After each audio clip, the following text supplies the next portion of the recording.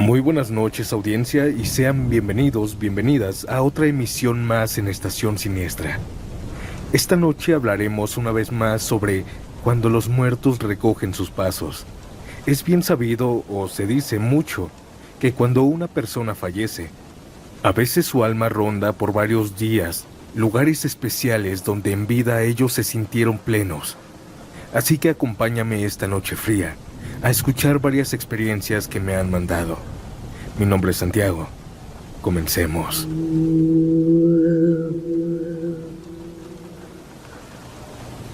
Tengo 20 años y hay algo que me pasó que todavía no puedo explicar, pero que me hizo creer que las personas que amamos no se van de golpe.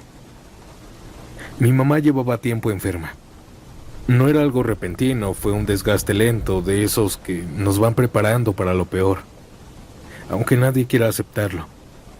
Había días en los que parecía mejorar y otros en los que apenas tenía fuerzas para hablar. Yo trataba de hacer mi vida normal, pero en el fondo siempre tenía esa preocupación constante, esa sensación de que algo no estaba bien, aunque nadie lo dijera en voz alta. Ese día yo estaba en mi cuarto. Eran como las 2 de la tarde y yo acababa de llegar de la prepa, la hora en la que mi mamá siempre nos llamaba a comer. Y lo hacía de una manera muy específica. Nos gritaba desde la cocina: ya vénganse a comer. Siempre igual, todos los días, con el mismo tono, la misma fuerza, la misma costumbre.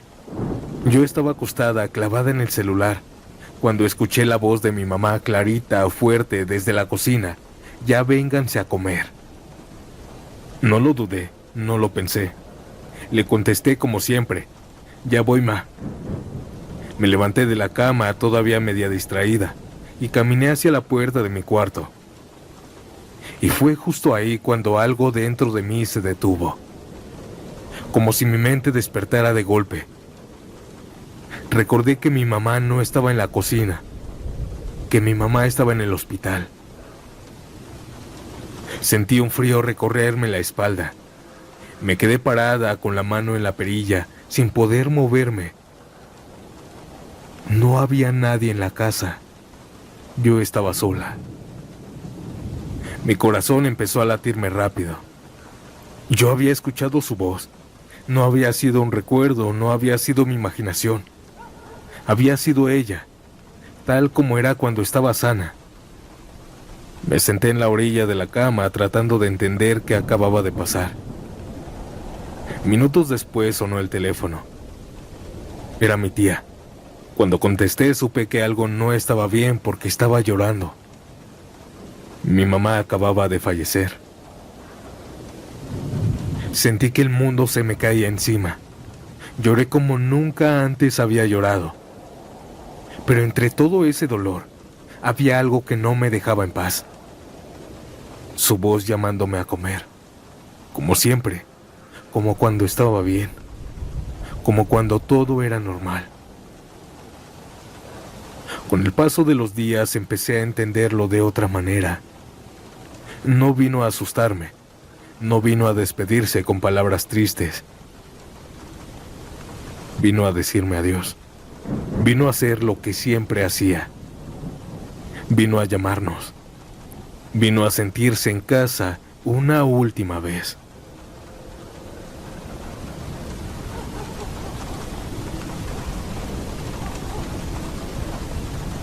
La historia que les voy a contar ocurrió en Tepeclixpa, Puebla, ya hace muchos años, cerca de los 90s, cuando ese lugar todavía era un pueblo de verdad.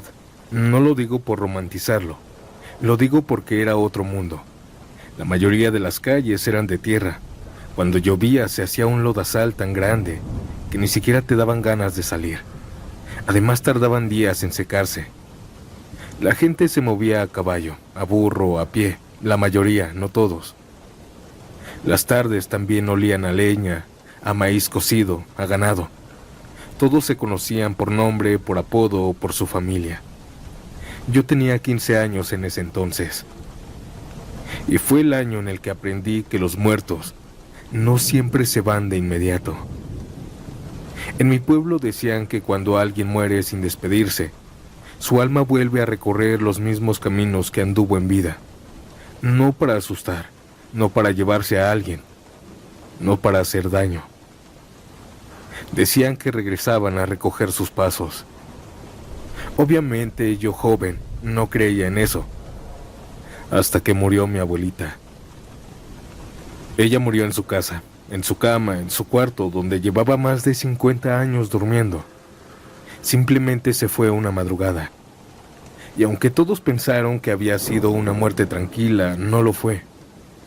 Porque después de su entierro, varias personas comenzaron a verla.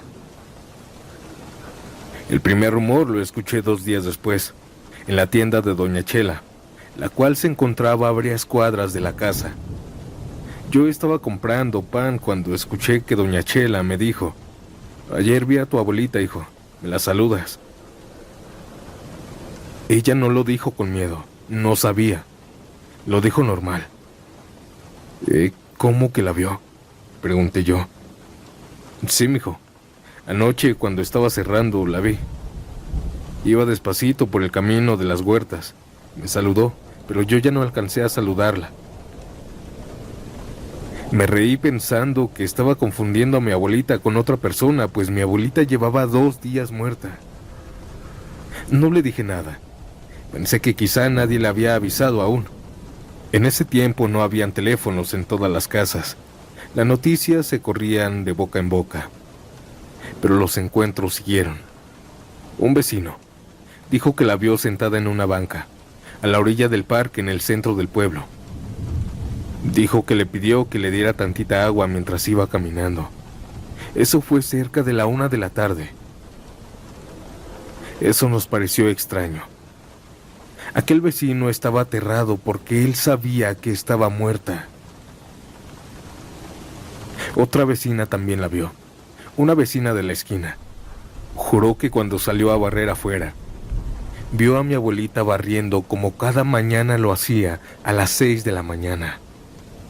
Mi abuelita vio que la vio y hasta la saludó como siempre, con una sonrisa y con la mano.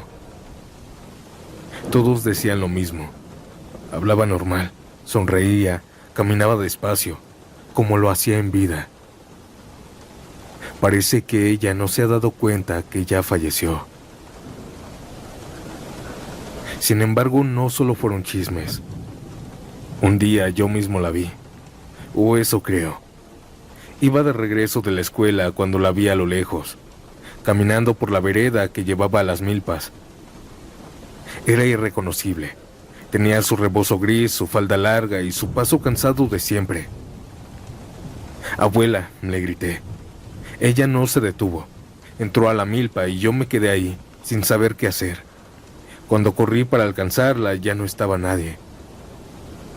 Cada persona que la había visto, la había encontrado en un lugar donde pasó mucho tiempo en vida. La tienda, el centro, la vereda de las milpas, afuera de la casa. Era como si estuviera recorriendo su vida por última vez.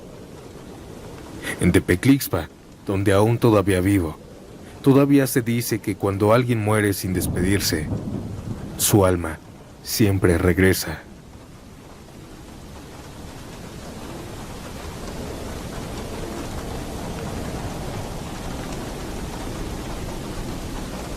Esta experiencia me pasó cuando yo trabajaba como guardia de seguridad en una fábrica de empaques, a las afueras del municipio donde vivo.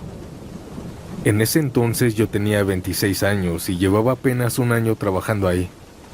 El turno nocturno era pesado, pero me gustaba porque era tranquilo y porque se ganaba un poquito más. Éramos 5 guardias por turno. Cada uno tenía su zona. Uno que se quedaba en la caseta, otro revisaba los patios, otro las oficinas, los almacenes y otro hacía rondines generales. Y entre nosotros estaba Héctor. Héctor era el más viejito del grupo. Tenía como 60 y tantos años. Era gordito, chaparrito, no pasaba del 1,60 m. Y siempre caminaba despacio. No por flojo, sino porque decía que ya no estaba para andar corriendo. Él estaba muy gordito, los cachetes caídos y el cabello ya casi todo blanco. Siempre usaba su gorra azul todos los días. Aunque estuviéramos bajo techo, decía que era de la suerte. Era callado pero amable. Nunca se metió en problemas. No le gustaba chismear, no le gustaba burlarse, no le gustaba molestar a nadie. Pero lo que más lo caracterizaba era que tomaba mucho. Casi todos los días llegaba crudo. Pero aún así en el trabajo era bueno. Héctor hacía los rondines igual, exactamente igual todos los días.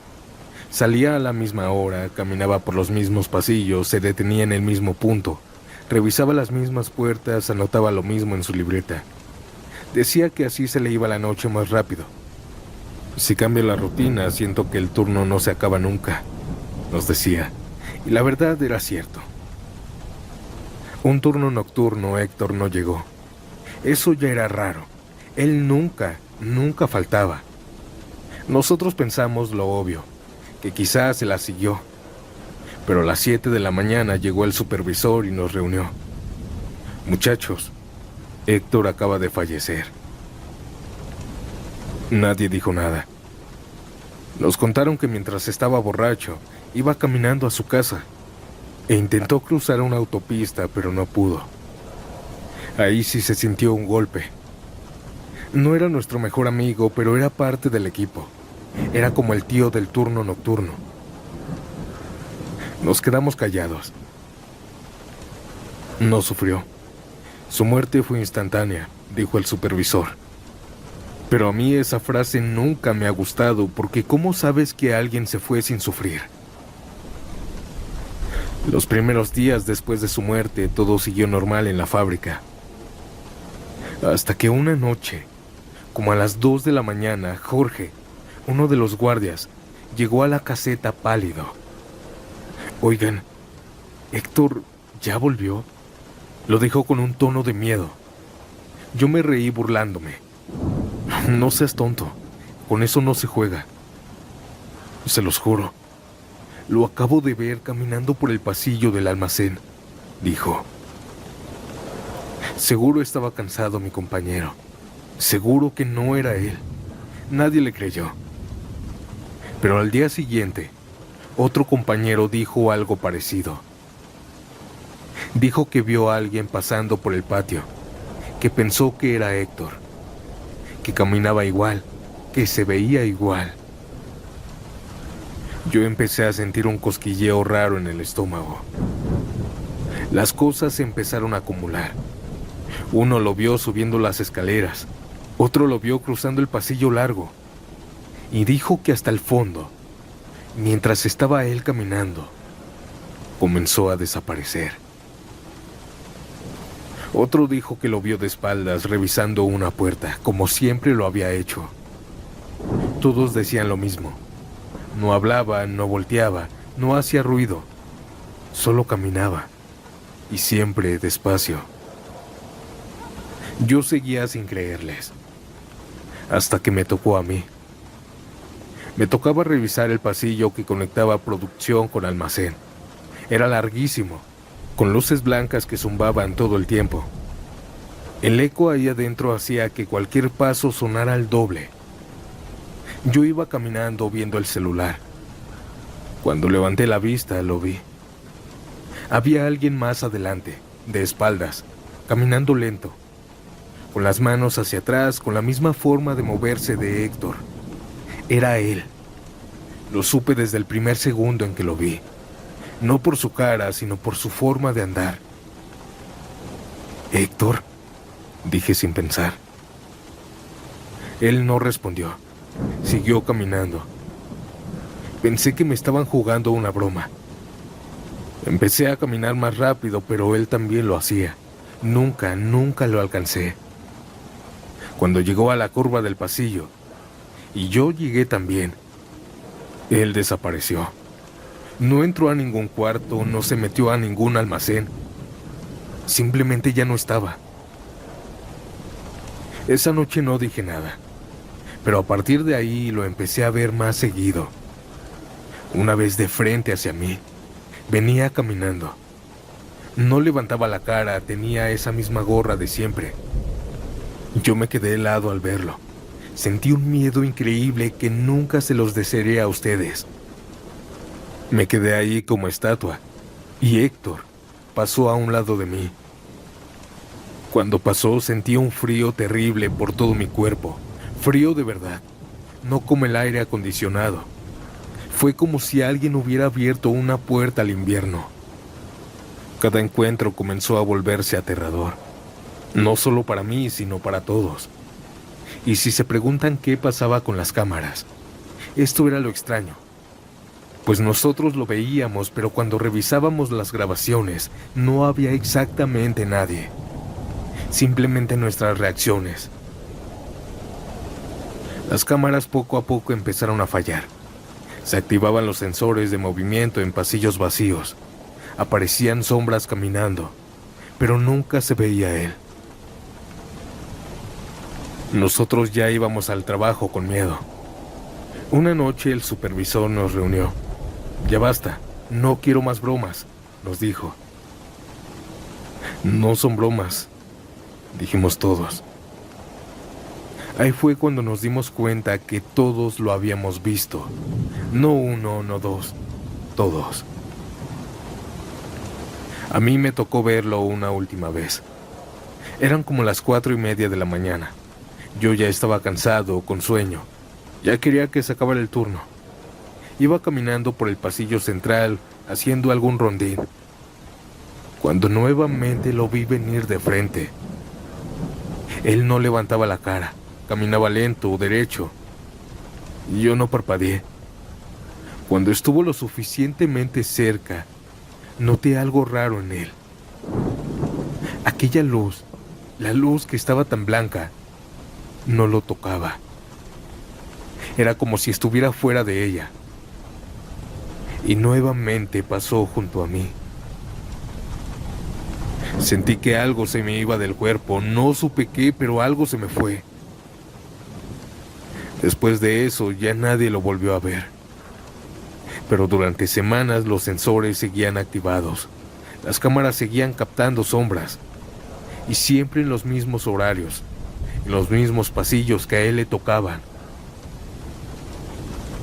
Un compañero dijo algo que nunca se me va a olvidar.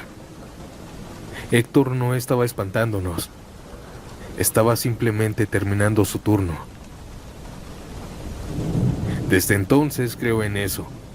Hay personas que mueren y regresan. Recogen sus pasos, eso es lo que dicen. Hacen su rutina, hacen sus cosas, recorriendo los lugares que fueron su vida.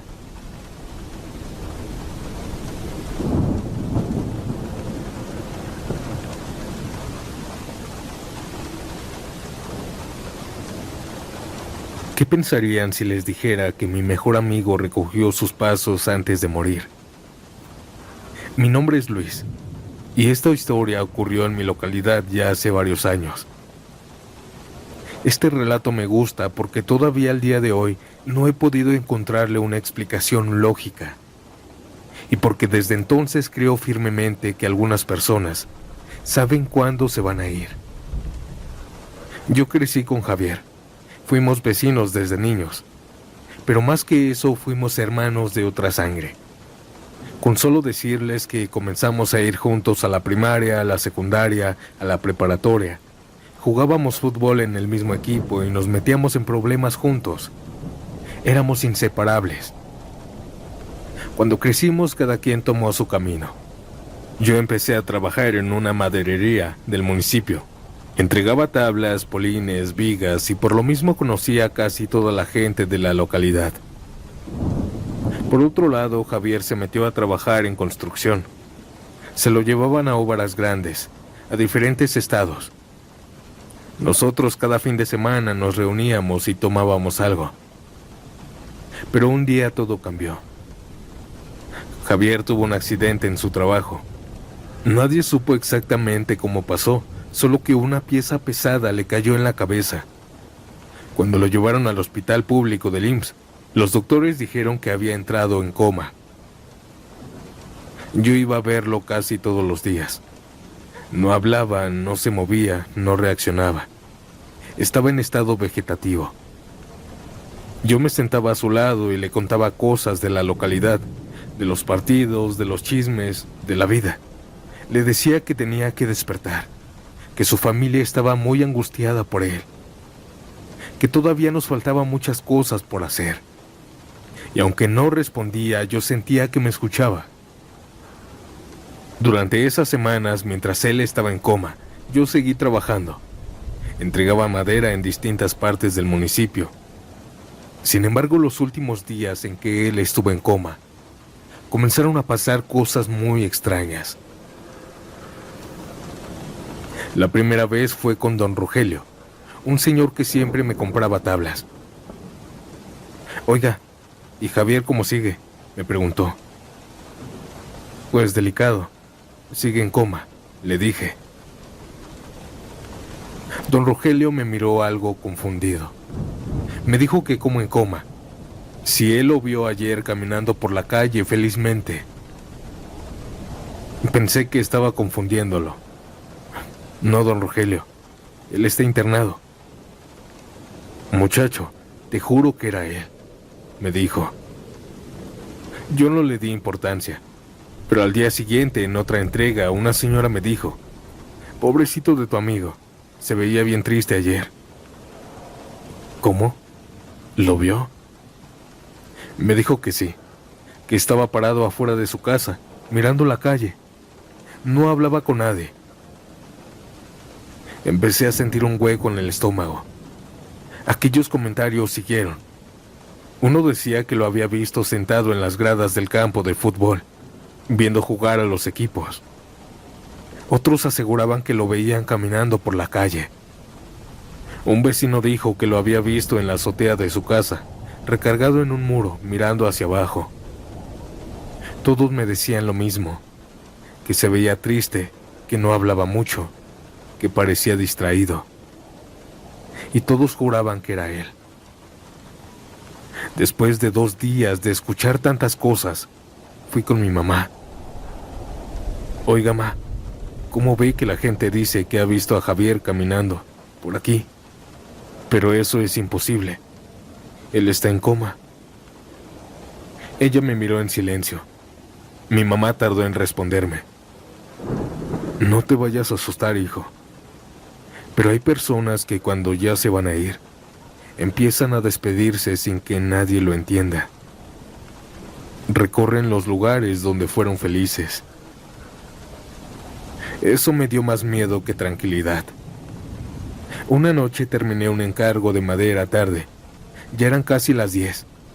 Iba rumbo a mi casa en la camioneta cuando recibí una llamada de la esposa de Javier. Ella me dijo algo raro. Me dijo que a Javier lo habían visto en el estado donde ellos se habían conocido y se habían casado. Me estacioné y me quedé ahí parado con el corazón latiéndome en los oídos. Cuando me calmé ya manejé a mi casa, pero no le dije nada a nadie. Ya en la madrugada, mientras yo estaba durmiendo, sonó el teléfono. Era la mamá de Javier. Ella me dijo que Javier ya se había ido, que lo habían desconectado. Yo me solté a llorar como un niño. Mi esposa me abrazó y yo no podía dejar de pensar en lo que había vivido. Días después fue su entierro. Lo llevaron al mismo panteón, y cuando caminamos hacia su tumba, yo comencé a recordar que muchas personas lo habían visto, aun cuando él estaba en coma. Desde entonces estoy convencido de que algunas cosas que dicen son reales. Aunque su cuerpo de Javier estaba en coma, él estaba recorriendo los lugares donde fue feliz. Estaba, como dicen, recogiendo sus pasos.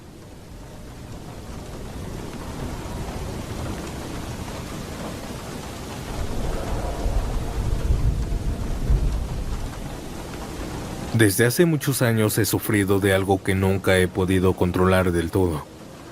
Insomnio.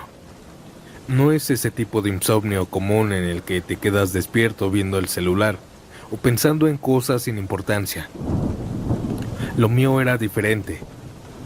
Yo podía estar completamente agotado, con el cuerpo pesado, con los ojos ardiendo, la espalda tensa, pero mi mente no se apagaba. Cerraba los ojos y mi cabeza empezaba a llenarse de pensamientos que no tenían sentido. Recuerdos viejos, pendientes, cosas que no había dicho, cosas que ya no importaban. pero en ese momento parecían enormes. Pasé años así. Probé de todo: tés, pastillas, música, ejercicios de respiración, leer, apagar luces, cambiar de colchón, cambiar de horarios, dejar de cenar, dejar el café, hacer ejercicio, pero nada funcionaba por completo. Todo me ayudaba un poco, pero nada me daba descanso real. Hasta que descubrí algo que me relajaba: salir a manejar. No a ningún lugar en específico, no a visitar a nadie, solo manejar. El simple hecho de salir, sentir el volante, ver las calles medio vacías, me relajaban. Manejaba unos 15 o 20 minutos, regresaba a casa, me acostaba y me dormía profundamente. Eso se volvió mi rutina. Esa noche, el insomnio me agarró fuerte. Eran casi la 1 de la mañana cuando entendí que no iba a poder dormir. Ya llevaba más de 1 hora dando vueltas en la cama, cambiando de posición, suspirando, levantándome por agua, mirando el techo. Nada. Así que hice lo de siempre. Me levanté, agarré mis llaves, me puse una chamarra y salí. No tenía ningún destino, solo quería despejarme. En ese entonces era el año 2009. En ese tiempo las calles eran más tranquilas de madrugada. No había tanto tráfico, no había ruido, todo se sentía vacío, más lento. Avancé despacio, sin prisas, con la ventana medio bajo. El aire frío me ayudaba a despejarme. Las luces tenues de los postes, de las casas, me daban una tranquilidad enorme. Yo iba completamente tranquilo hasta que llegué a un semáforo. Y ahí fue cuando vi a alguien. Al principio pensé que me estaba confundiendo. Era un muchacho que iba cruzando la calle, justo enfrente del semáforo. Caminaba tranquilo, sin prisas, pero cuando se acercó a la luz de mi carro lo reconocí. Era Mauricio, un amigo mío al que no veía desde hace medio año. Nos habíamos dejado de ver porque cada quien tomó su camino, ya saben, la familia. Cuando lo vi me dio gusto, mucho gusto. Le toqué el claxon. Él volteó y también se sorprendió. Me miró, me sonrió y se acercó a mi carro. Yo estaba sorprendido de verlo ahí, a esa hora, en ese lugar. No era común. Nos reconocimos de inmediato. Yo le pregunté que qué hacía ahí. Él me dijo que estaba caminando. Eso me pareció muy raro. Pero a veces uno hace cosas raras de noche, como yo. Le ofrecí llevarlo a su casa, pero él me dijo que no podía llegar, que mejor me acompañaba a mí y que después lo regresara ahí mismo. Así que se subió al carro y arrancamos. Durante esos 20 minutos hablamos como si el tiempo no hubiera pasado. Recordamos cosas de cuando éramos más jóvenes, de más amigos, de fiestas, de tonterías importantes en su momento. Hablábamos de nuestras familias, de cómo nos estaba yendo en la vida y de lo que habíamos hecho en esos meses. Yo le conté lo del insomnio. Le conté que llevaba años sin dormir bien, que eso de manejar apenas lo había descubierto. Él solo me escuchaba con atención, sonriendo. Noté algo un poco extraño en él. Él siempre había sido muy nervioso, pero en esta ocasión se le notaba la calma. Hablaba lento, como si no tuviera prisa, como siempre. Como si el tiempo no le importara. Esto me daba tranquilidad. Me sentí muy tranquilo, más de lo normal. Cuando pasaron los 20 minutos de una charla tan extensa y tan genial, él me pidió que lo dejara donde lo había encontrado, en el mismo semáforo. Me pareció extraño, pero acepté. Me estacioné y antes de que se bajara le pedí su número. En ese tiempo no había WhatsApp, o si existía no era tan común. Me dio su número de su casa. Yo lo anoté y nos despedimos. Me dijo que le había dado gusto verme. Yo le dije lo mismo y se bajó. Cerró la puerta y empezó a caminar. Yo me quedé ahí unos segundos viéndolo. Luego arranqué y llegué a mi casa. Me acosté y me quedé profundamente dormido. Al día siguiente, por la tarde-noche, después de trabajar, me acordé de él. Pensé que sería buena idea marcarle. Saqué el papelito donde había anotado el número y le marqué. Al otro lado de la bocina contestó una mujer. Le pregunté por Mauricio, pero hubo un silencio, seguido de un "¿Quién lo busca?". Le dije que era un amigo, pero entonces me dio una noticia. Me dijo que Mauricio había fallecido, que llevaba 3 días muerto. Yo pensé que era una broma de muy mal gusto. Le expliqué que yo lo había visto la noche anterior. Le conté que había estado conmigo, que habíamos hablado, que había subido a mi carro. Pero ella se molestó. Me dijo que no jugara con eso, que estaban de luto, que no era momento para bromas. No supe qué decir y solo le pedí que me dejara ir a su casa. Ella aceptó. Cuando llegué a su casa pensé que iba a ver a mi amigo burlándose de mí. Pero todo era real. El moño negro, las flores, las fotos con las veladoras. Me mostró su cuarto. Me contaron cómo había muerto. Me enseñaron el acta. No había duda. Mauricio llevaba días muerto. Yo no supe qué decir. No supe qué pensar, solo sentí un frío muy raro. Platicamos un poco. Les conté todo, no con morbo, no con exageración. Tal como pasó, como se los estoy contando a ustedes ahorita. Su esposa comenzó a llorar. Me dijo que desde que murió, varias cosas raras habían pasado. Ruidos, pasos, sensaciones, sueños. Yo no quise agregar más y solo la escuché. Antes de irme me quedé pensando en algo. Él no había querido que lo llevara a su casa. Había querido regresar al semáforo como si ese lugar fuera importante. Pero con el tiempo la familia y yo llegamos a una conclusión. Tal vez Mauricio no estaba despedido. Quizá ese semáforo no era importante. Quizás solo se quería despedir de mí. Pasar unos minutos conmigo.